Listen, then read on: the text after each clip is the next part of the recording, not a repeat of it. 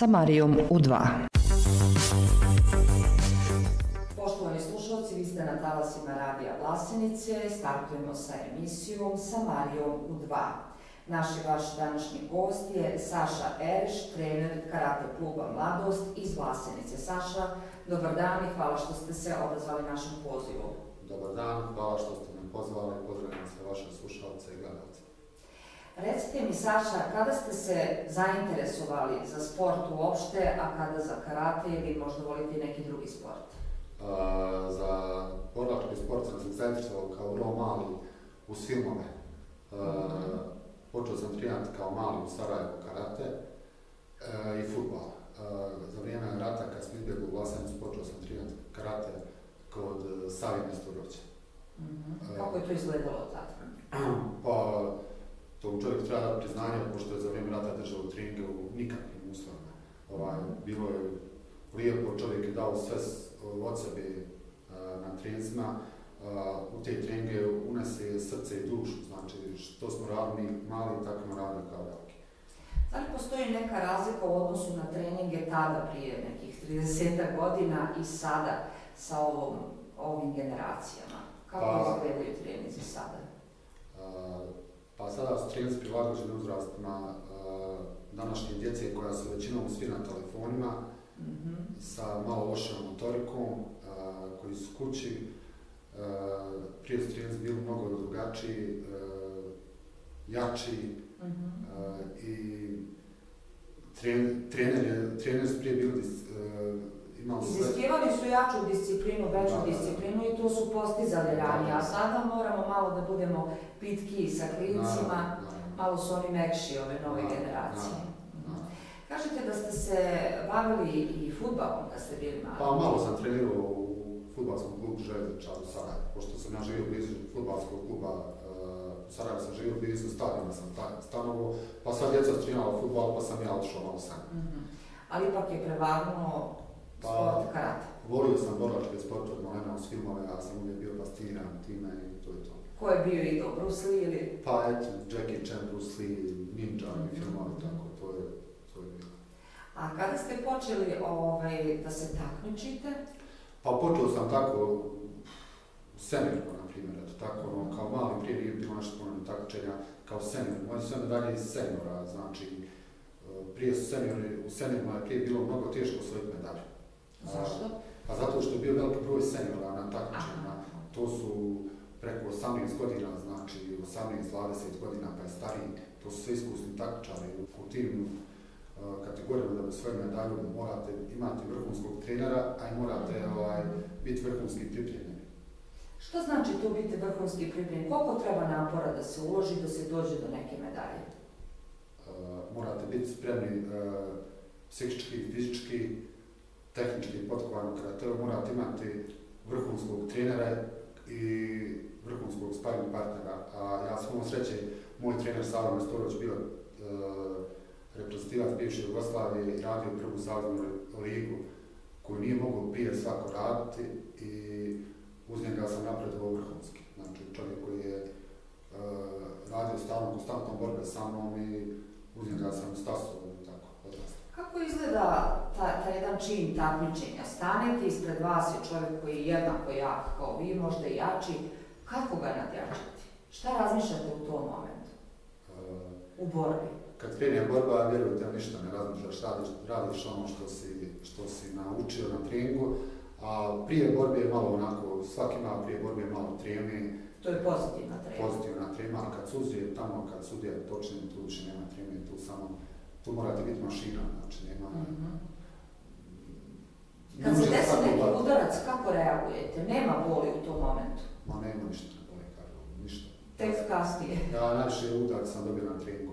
Na takmičenju bilo je, ali niko mi nikad nije sad da kažem da me oborio, kako da se izradim, da me ponizio na takmičenju, da sam padao sam, dobio sam udarce i u knockdowne sam padao, svašta sam doživio, ali uvijek sam ustrojio muški karate i muški sport. A da li ima žena koja se bavi karateom? Ima i žena vrhunskih takmičara, ja sam imao neke djevojčice koje sam trenirao koji su vrhunski bili takmičari. I trener je ponosan na njih, sad su vrhunski ljudi, od doktora pa do policajaca. raznih struka, ima koji su bile djevojčice vrhunski takmičari. I ovih putem treneri ih pozdravlja sve. Kažete da ste jedan dio života proveli u Beogradu i da ste se tamo bavili karateom. Kako je to izgledalo? Pa kad sam otišao da studiram, prvo sam upisao sam DIF, pa sam počeo da treniram u karate klubu kod Marka Nicovića, karate klub. Znam ko je Marko Nicović. Pa sam odatle malo trenirao u karate klubu Studentski grad i onda sam otišao u karate klub Crvena zvijezda kod trenera Ace Čirovića, koji je vrhunski trener, pedagog i vrhunski bio takmičar i ovim putem ga pozdravljam. Meni je zadovoljstvo da je neko pored mene koji je bio u dodiru sa takvim ljudima, a kamoli koji je radio sa njima. Kako izgledaju ti ljudi na običnim treninzima? Oni su velika imena. Pa ti ljudi su normalni ljudi koji pristupe, daju sebe 100% na treninzima i imaju vrhunske rezultate i svi karatisti iz unutrašnjosti koji dolaze tamo, dolaze kod njih da nastave da treniraju. Znači, to su vrhunski treneri, vrhunski takmičari, vrhunski pedagozi sa vrhunskim uslovima za trening. Dok ste bili u Beogradu, kakvih je sve bilo takmičenja i kakvih je bilo nagrada, da kažemo? Šta ste postizali? Pa, bio sam prvak Srbije, Crne Gore i Srbije. Na tim takmičenjima, turnirima, kupovima, bio sam stalno od 1. do 3. mjesta u borbama. Bila je Liga Srbije, tu sam takmičio za Zvijezdu, radio sam protiv najvećih klubova, Vojvodina, Partizan, sad ne mogu sjetiti imena, protiv nekih klubova iz Podgorice, išli smo svuda, upoznao sam mnoge drugove s kojim se družim dan danas, kroz borbe i te trenere sam upoznao i to je dar sporta, druženje i drugarstvo čitav život. A najzanimljivije što ste postigli je to da ste svjetski prvak, u čemu konkretno i kad je to bilo i kako se to desilo? Pa prošle godine sam se takmičio na prvenstvu svijeta u BKC u karateu, to je tradicionalni karate sa rukavicama i bez rukavica i takmičio sam se za Srbiju i tu sam ostvario rezultat, bio sam prvi, pobjedio sam sve svoje konkurentne i bio sam prvi. Kakav je to osjećaj, biti prvak u svijetu? Pa, normalno, fin osjećaj. Bio sam pripremljen, znao sam da mogu biti prvi. I ovaj put, mogu sad reći, idući godin ima prvenstvo svijeta u Škotskoj i već otprilike znam u Engleskoj, u Sheffieldu, i bit će mi, znam otprilike ko će biti protivnici, ako budem spreman, otići tamo da potvrdim ponovno. A šta znači to ako budem spreman? Kako izgledaju pripreme jednog sportiste za takav rang takmičenja? Koliko je to odricanja? Pa morate živjeti spartanski, ujutro kad ustanete morate trenirati, preko dana morate trenirati, morate imati vrhunske sparing partnere. Išao sam unuče na treninge, išao sam u Zvornik, malo sam sparingovao sa svojim trenerom Salom, kod njega ima privatnu salu, kod njega kud sam išao sparingovao. Morate se odreći dosta stvari, bude tu dosta povrijeda i bola da bi došli tamo da nastupite. To je fenomenalno. Koliko recimo danas naši klinci zaista žele da se bave sportom ili žele da budu popularni i da zarade mnogo para? Da li postoji to da je samo inicijator, želim da budem kao Novak Đoković, da budem popularan ili kao ne znam kakav fudbaler, da bih jednog dana bio bogat ili jednostavno želim da se bavim sportom? Kako to djeca gledaju? Pa djeca nažalost danas imaju Instagram, Facebook, to je sve imaginarno postojeće, tam sve lijepo živi, sve lijepo izgleda.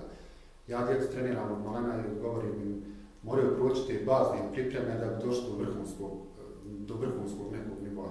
Znači, ja držim školu karatea, djeca mi treniraju od 4 do starijih imamo 30 godina jednog karatea.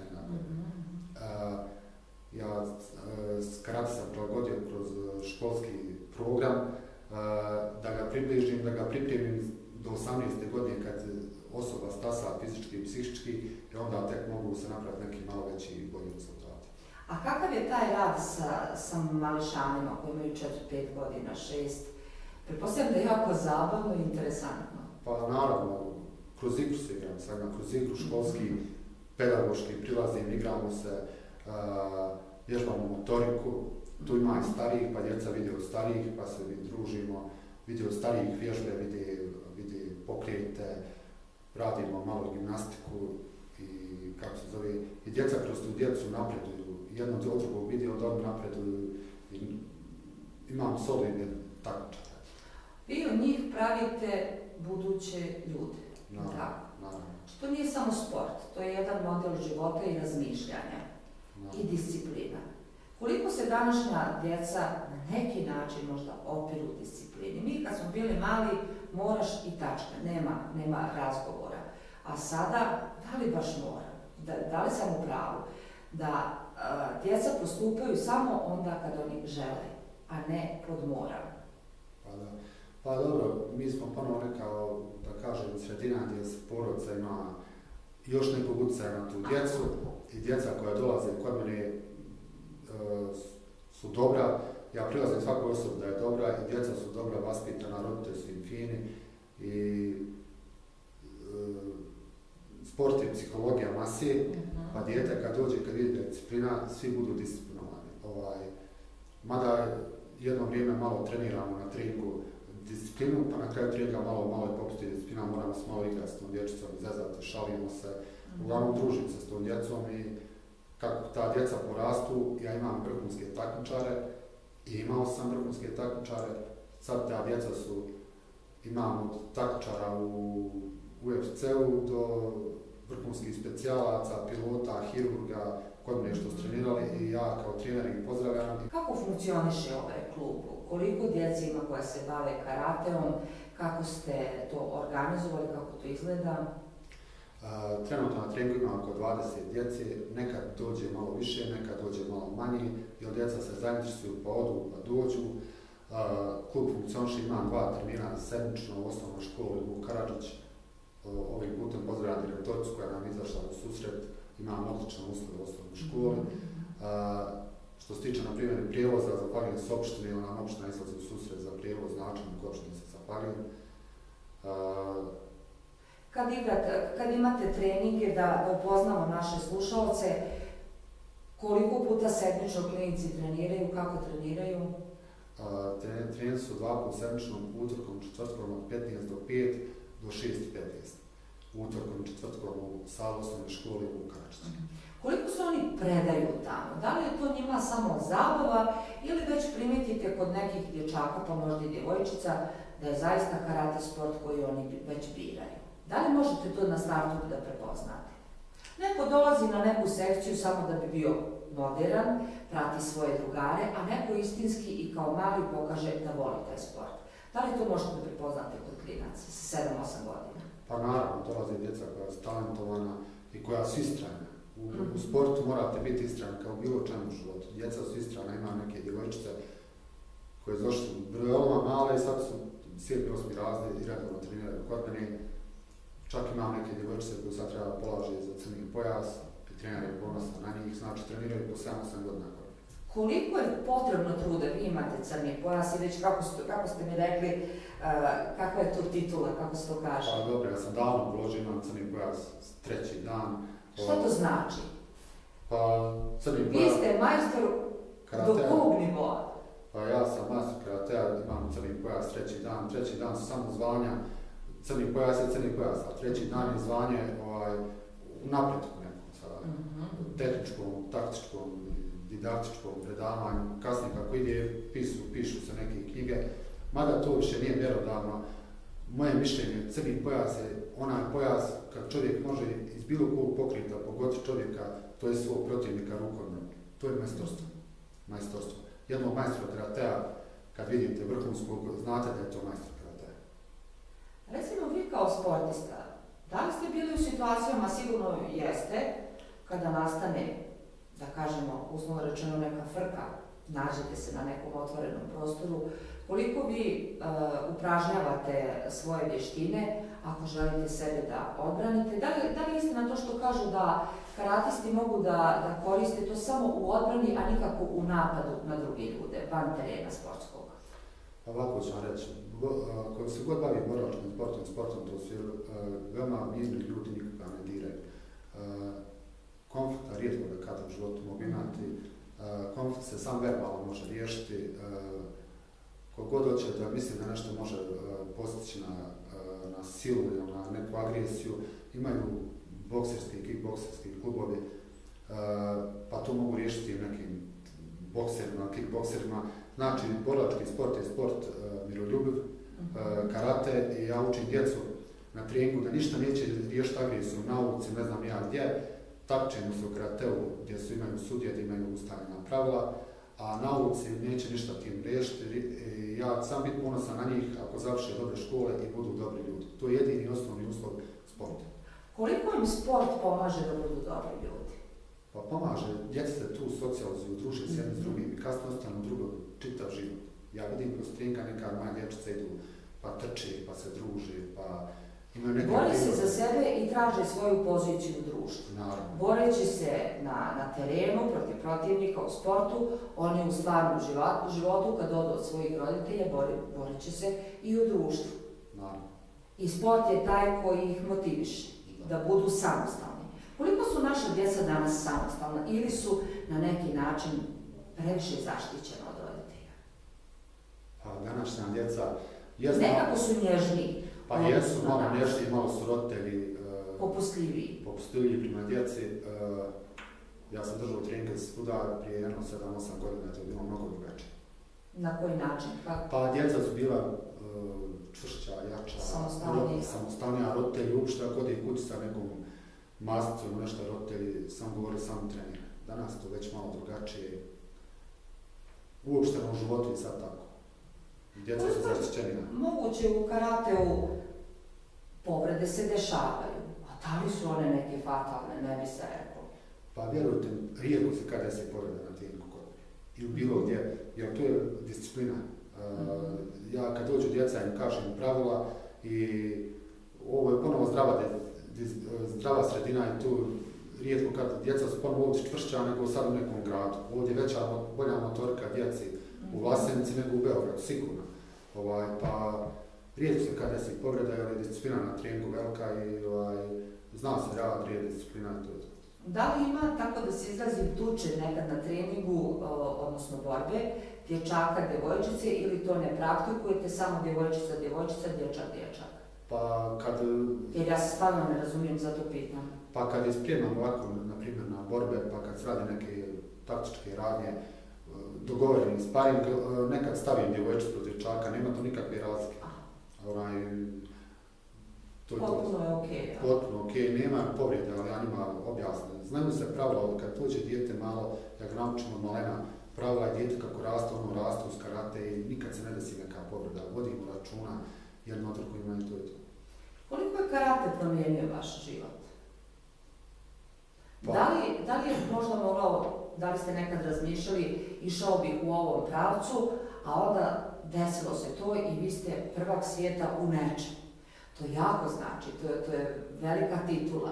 Prvak svijeta u karateu na nivou tom i tom. Što to znači vama lično?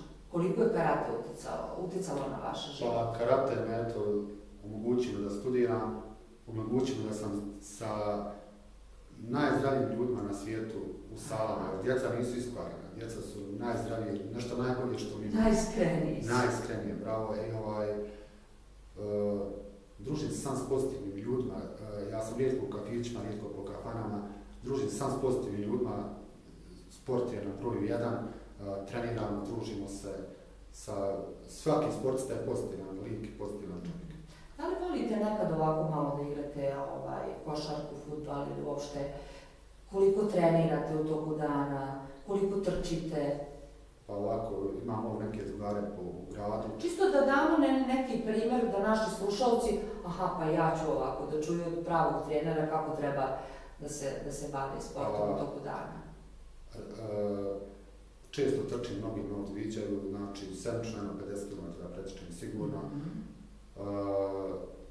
Igram nekad i fudbala, volim igrati fudbala na male golove, igram nekad i basketa sa drugarima i tako, ali inače volim mnogo da trčim. Ako su neke pripreme pred takmičenje, onda malo pojačavam treninge i snage. Radite sklekove, zglibove, čučanje, trčanje po šumu. Koliko sklekova dnevno?